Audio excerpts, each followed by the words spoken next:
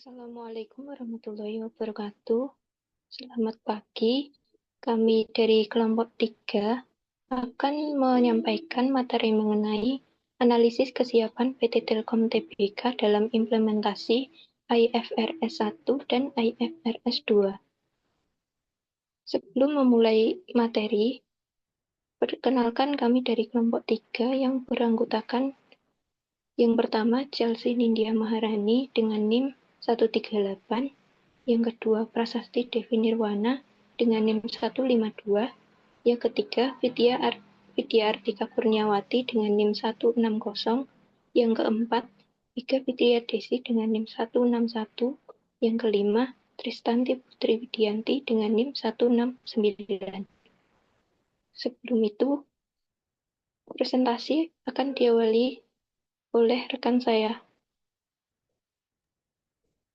Baik, terima kasih moderator atas kesempatannya dalam menilai kesiapan perusahaan untuk IFRS 1 dan juga IFRS 2. Kita bisa melakukan analisis terhadap PSPK 1 terlebih dahulu. Di sini kami akan melakukan yang pertama analisis umum atau general requirements dari PSPK 1 yang mana terdapat klausul dari PSPK 1 yakni tujuan pengungkapan, di mana ketentuan dari pengungkapannya yakni mengungkapkan resiko dan peluang keberlanjutan yang dapat memengaruhi prospek perusahaan. Dalam Sustainability Report Telkom tahun 2024 telah dijelaskan mengenai identifikasi risiko dan peluang keberlanjutan yang berkaitan dengan aspek lingkungan, sosial, dan tata kelola serta relevansinya terhadap keberlangsungan usaha perusahaan. Nah, dari pengungkapan tersebut menunjukkan bahwa Telkom telah memahami tujuan utama IFRS 1 dalam menyajikan informasi yang relevan bagi pengguna laporan. Namun, pengungkapan tersebut masih bersifat kualitatif dan belum secara eksplisit mengaitkan resiko dan peluang keberlanjutan dengan dampak finansial terhadap arus kas dan prospek perusahaan. Kemudian ada entitas pelapor dengan ketentuan entitas pelapor keberlanjutan harus konsisten dengan laporan keuangan. Dalam Sustainability Report Telkom 2024 telah dijelaskan bahwa entitas pelapor mencakup PT Telkom Indonesia Tbk beserta anak perusahaan yang dikonsolidasikan sesuai dengan cakupan laporan keuangan. Hal tersebut menunjukkan konsistensi antara laporan keberlanjutan dan laporan keuangan sebagaimana dipersyaratkan dalam ketentuan IFRS 1. Kemudian yang ketiga ada periode dan ketepatan waktu dengan ketentuan pelaporan dilakukan bersamaan dengan laporan keuangan. Periode pelaporan keberlanjutan PT Telkom Indonesia Persero Tbk sama dengan periode laporan keuangan tahunan, serta diterbitkan secara bersamaan dengan laporan tahunan perusahaan di tahun 2024. Kondisi tersebut telah memenuhi prinsip ketepatan waktu atau timeliness dalam IFRS 1. Kemudian ada karakteristik kualitatif dengan ketentuan relevan, dapat dibandingkan, dapat diverifikasi, dan mudah dipahami. Informasi keberlanjutan pada Sustainability Report PT Telkom di tahun 2024 disajikan dalam bentuk narasi, tabel, dan grafik yang memudahkan pemahaman pengguna laporan. Akan tetapi, sebagian informasi masih bersifat deskriptif dan belum seluruhnya didukung oleh indikator kuantitatif, sehingga hal tersebut karakteristik representasi dan keterverifikasiannya belum sepenuhnya terpenuhi. Kemudian yang terakhir ada keterhubungan informasi dengan ketentuan keterkaitan antar topik keberlanjutan dan laporan keuangan. Nah, dalam analisisnya, Sustainability Report Telkom tahun 2024 terdapat upaya mengaitkan berbagai topik keberlanjutan dengan strategi perusahaan. Namun, keterhubungan antara keberlanjutan dan dampaknya terhadap kinerja keuangan masih terbatas. Keterkaitan tersebut belum disajikan secara terintegrasi dengan laporan keuangan. Next slide. Kemudian yang kedua kita melakukan analisis tata kelola atau governance berdasarkan PSPK 1. Yang mana yang pertama yakni struktur tata kelola dengan ketentuan mengungkap struktur tata kelola keberlanjutan. Struktur tata kelola perusahaan termasuk peran RUPS, Dewan Komisaris, Direksi, serta komite-komite pendukung yang terlibat dalam pengawasan. Aspek keberlanjutan telah dijelaskan secara rinci dalam Sustainability Report Telkom 2024. Struktur tersebut tersebut menunjukkan adanya mekanisme formal pengawasan ESG sehingga sudah sesuai dengan ketentuan IFRS S1. Kemudian yang kedua ada peran Dewan Komisaris dengan ketentuan pengawasan risiko dan peluang keberlanjutan. Dalam SR Telkom 2024 telah dijelaskan bahwa Dewan Komisaris berperan dalam mengawasi kebijakan dan kinerja keberlanjutan perusahaan, termasuk pengawasan terhadap risiko ISG. Namun peran tersebut belum secara eksplisit dikaitkan dengan dampaknya terhadap pengambilan keputusan keuangan dan prospek finansial perusahaan. Yang ketiga ada peran direksi dengan ketentuan tanggung jawab implementasi strategi keberlanjutan. Pada laporan keberlanjutan PT Telkom 2024 telah dijelaskan bahwa direksi bertanggung jawab atas implementasi strategi dan inisiatif keberlanjutan perusahaan termasuk pengelolaan risiko ESG. Pengungkapan ini telah memenuhi ketentuan IFRS S1 mengenai tanggung jawab manajemen dalam pengelolaan keberlanjutan. Kemudian ada mekanisme pengawasan dengan ketentuan proses pengawasan risiko keberlanjutan. Pengelolaan risiko keberlanjutan diintegrasikan ke dalam sistem manajemen risiko perusahaan yang menunjukkan adanya proses identifikasi dan pemantauan risiko ESG telah dijabarkan pada laporan keberlanjutan Telkom 2024. Namun, pengungkapan belum menjelaskan secara rinci bagaimana hasil pengawasan tersebut memengaruhi strategi keuangan perusahaan. Kemudian yang terakhir ada keterkaitan dengan keuangan, dengan ketentuan keterkaitan governance dan juga dampak finansialnya. Dalam laporan keberlanjutan Telkom di tahun 2024, belum terdapat pengungkapan yang secara jelas mengaitkan peran tata kelola keberlanjutan dengan dampak finansial, arus kas, atau nilai perusahaan. Padahal dalam IFRS S1 secara eksplisit menekankan pentingnya keterkaitan tersebut. Nah, berdasarkan analisis tadi terhadap Sustainability Report PT Telkom Indonesia 2024, dapat diketahui bahwa Telkom telah menunjukkan kesiapan yang cukup baik apabila dilihat dari aspek analisis umum dan juga tata kelola sesuai dari PSPK 1. Struktur pelaporan dan tata kelola telah tersedia dan terdokumentasi dengan baik, namun pengungkapan masih didominasi oleh pendekatan kualitatif dan belum sepenuhnya mengintegrasikan dampak finansial resiko keberlanjutan, sehingga tingkat kesesuaian secara keseluruhan dinilai sebagian sesuai. Next slide.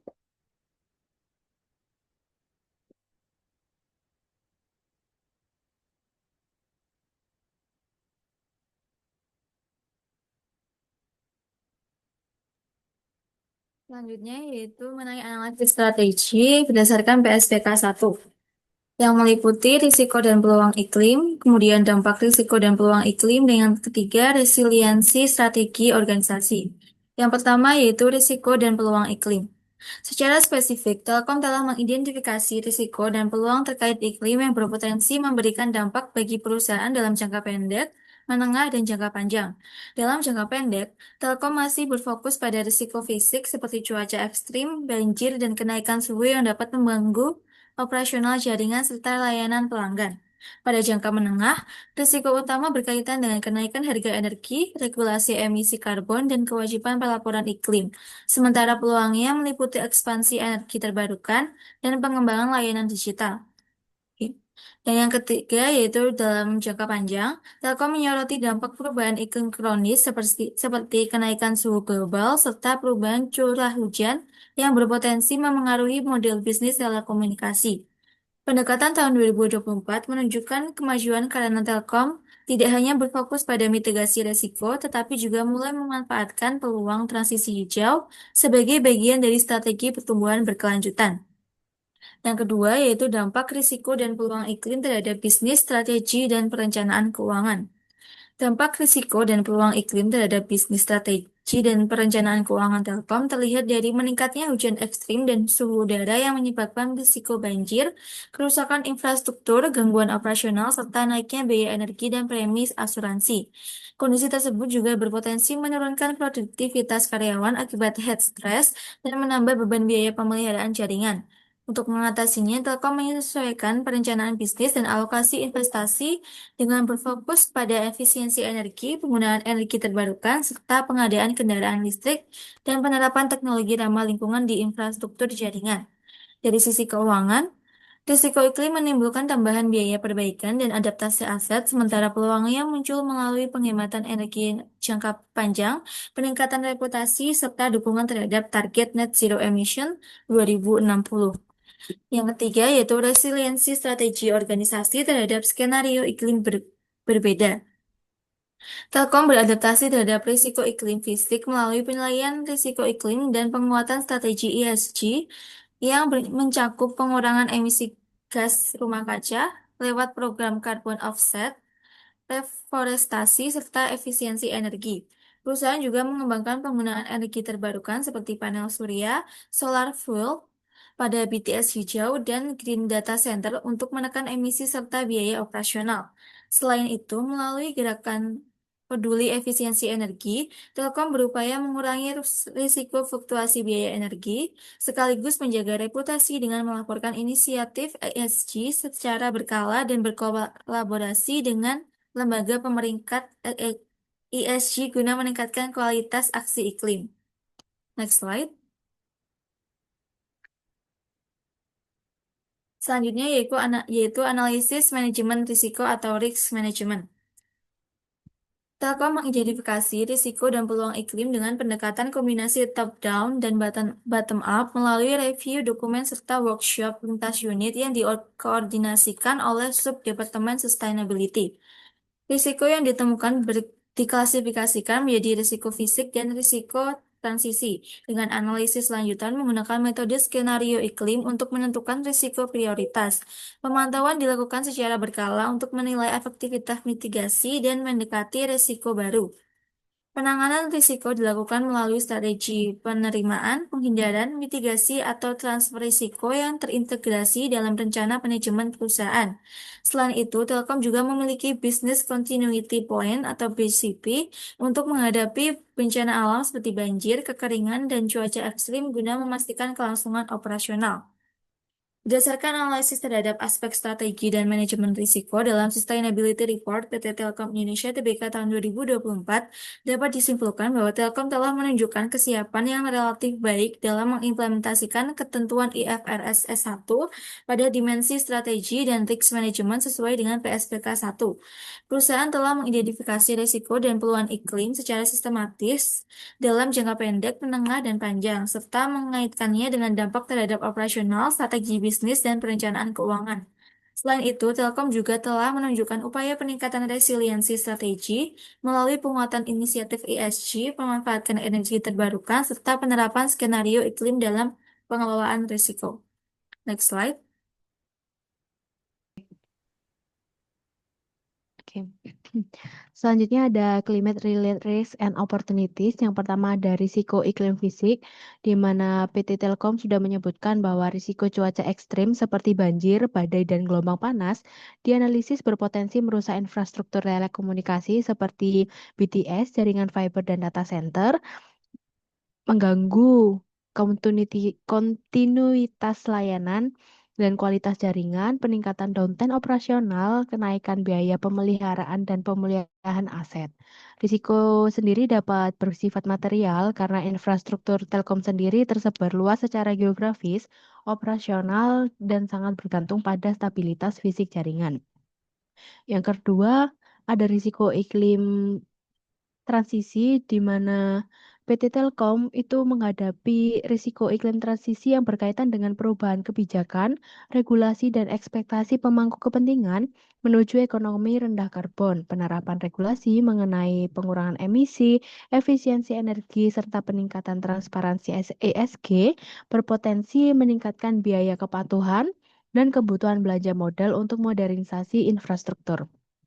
Tekanan dari investor dan pelanggan terhadap komitmen dekarbonisasi juga mempengaruhi reputasi dan daya saing perusahaan apabila tidak dilaksanakan dengan memadai.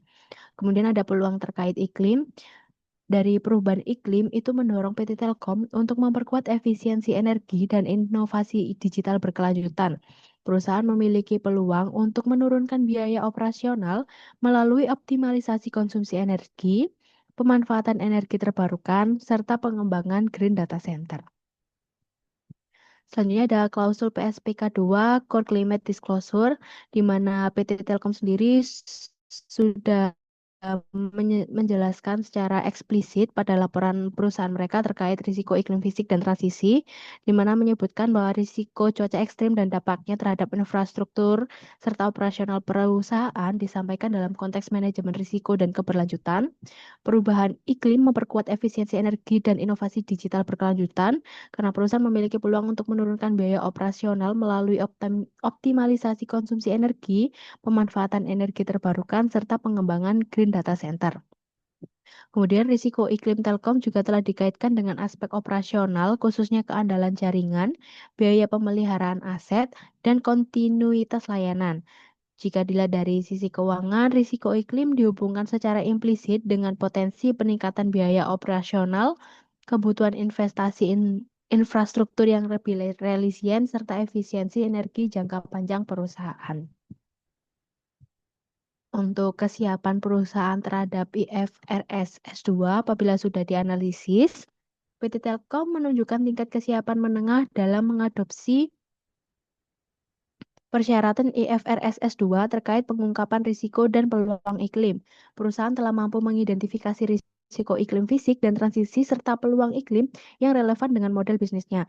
Risiko peluang tersebut juga telah dikaitkan dengan strategi keberlanjutan dan operasional perusahaan, namun Telkom masih perlu memperkuat pengungkapan kuantifikasi dampak keuangan risiko iklim, penyusunan inaan yang lebih rinci mengenai pendek, menengah, dan panjang. Baik, selanjutnya adalah mengenai pengukuran dan juga pelaporan dampak iklim secara kuantitatif yang dilakukan oleh PT Telkom. Jika dilihat dalam pengungkapan terkait dengan emisi GRK dengan skop 1, skop 1, skop 2 adalah konsumsi listrik merupakan kontributor emisi terbesar khususnya pada Telkom. Sedangkan skop 1 berasal dari pembakaran bahan bakar dan emisi refrigeran. Skop 3 yang diungkapkan memiliki beberapa kategori rantai nilai yang menunjukkan kesiapan teknis Telkom dalam mengukur emisi tidak langsung. Selain itu, laporan juga telah menyajikan intensitas emisi dan mengaitkan emisi dengan kinerja ekonomi dan mendukung prinsip decision usefulness dalam IFRS S2. Jadi next slide.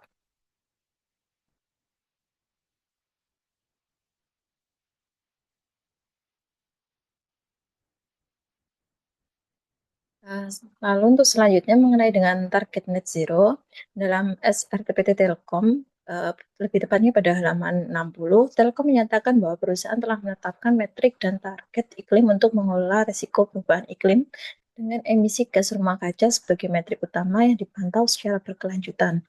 Target iklim yang ditetapkan mencakup pengukuran emisi GRK cakupan 1-2 sebesar 20% pada tahun 2030 dibanding dengan base year tahun 2023, serta pencapaian net zero emission untuk emisi GRK cakupan 1 dan 2 pada tahun 2060. Namun apabila ditinjau berdasarkan ketentuan PSBK 2, target iklim tersebut belum sepenuhnya memenuhi kriteria target yang terukur karena belum disertai dengan yang pertama, target penurunan emisi jangka menengah yang lebih rinci. Yang kedua, pembagian target secara eksplisit untuk setiap cakupan emisi. Yang ketiga, penjelasan kuantitatif mengenai proporsi penggunaan emisi dalam penggunaan offset karbon dalam pencapaian target net zero. Maka berdasarkan pencocokan dengan ketentuan PSBK 2, PT Telkom Indonesia telah memenuhi aspek pengungkapan metrik kuantitatif iklim, khususnya emisi gas rumah kaca skop 1, 2, dan 3 yang disajikan secara terukur dan konsisten. Metodologi pengukuran emisi juga telah dijelaskan dengan mengacu pada standar yang berlaku.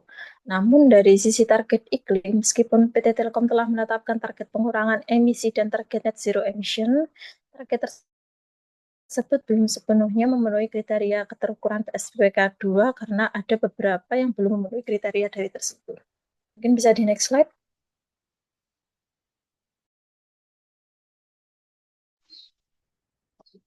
Baik, selanjutnya mengenai overall readiness implementasi IFRS S1 dan IFRS S2 dari aspek tata kelola dinilai tinggi karena struktur governance keberlanjutan dan mekanisme pengawasan risiko ESG sudah jelas meski keterkaitan dengan dampak finansial belum dijelaskan.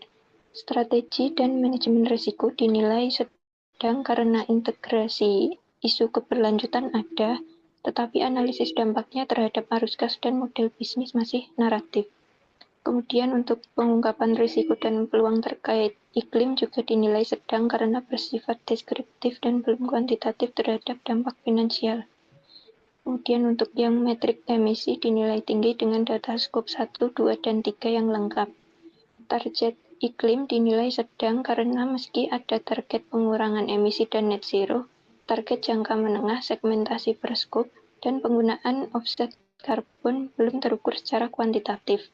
PT Telkom Indonesia Tbk berada pada tingkat kesiapan menengah ke atas dalam implementasi IFRS S1 dan S2. Bisa di next slide.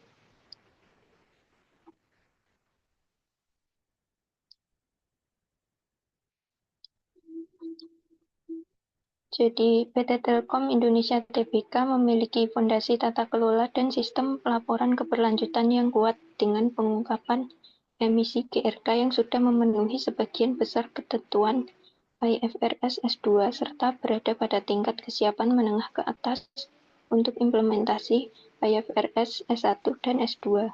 Namun, perusahaan perlu memperkuat integrasi antara pengungkapan keberlanjutan dan kinerja keuangan, mengembangkan pengungkapan risiko dan peluang terkait iklim yang lebih kuantitatif dan berdampak finansial, serta menyempurnakan target iklim agar lebih terukur, tersegmentasi per skop emisi, dan selaras dengan strategi jangka menengah dan panjang. Bisa di next slide. Demikian paparan mengenai tingkat kesiapan PT Telkom Indonesia Tbk dalam implementasi IFRS S1 dan S2. Secara keseluruhan, Telkom telah memiliki fondasi tata kelola dan pelaporan keberlanjutan yang kuat, dengan beberapa area yang masih dapat diperkuat, terutama integrasi keberlanjutan dengan dampak finansial serta pengukuran target iklim yang lebih terperinci. Demikian presentasi dari kelompok kami, kurang lebihnya kami mohon maaf. Kami tutup. Wassalamualaikum warahmatullahi wabarakatuh.